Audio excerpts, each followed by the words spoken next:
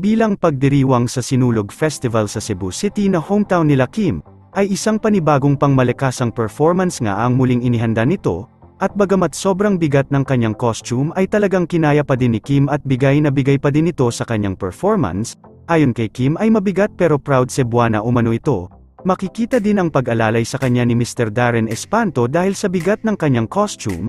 Patunay lang ito na wala talagang hindi kayang gawin si Kim pagdating sa pag-perform. Sabi ni Kim, harness na lang po ulit.